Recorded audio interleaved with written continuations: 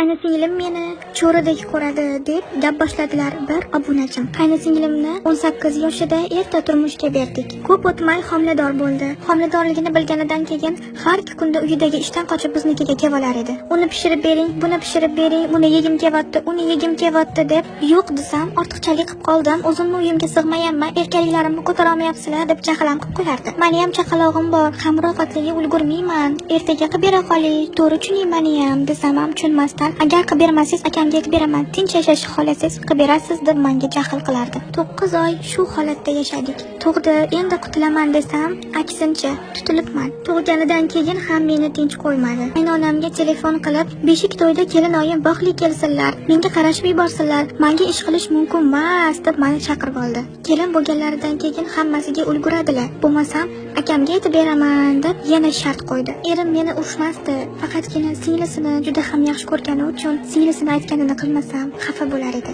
Majbur bordim. Chaqalog'imni esa qaynsinglim olib kirib ketdi. Ishlarimni qilib xonaga kirsam, qaynsinglim bolasi bilan uxlab yotibdi. Bolam esa chirillab yig'lab yotibdi. Oldiga kirib, nimaga bolamga qaramayapsiz desam, uxlab qolman deydi. Bo'ldi, biz ketamiz. Hamma ishlaringizni o'zingiz qiling. Faqatgina zalingiz qoldi. Zalingizni yig'ishtirib oling desam, hikoyaning davomi Reelsga sig'madi. Hikoyaning davomini eshitmoqchi bo'lsangiz, like bosib, podpisatsiya bosib qo'ying. Hikoyaning davomini ertaga Reelsga qo'yaman.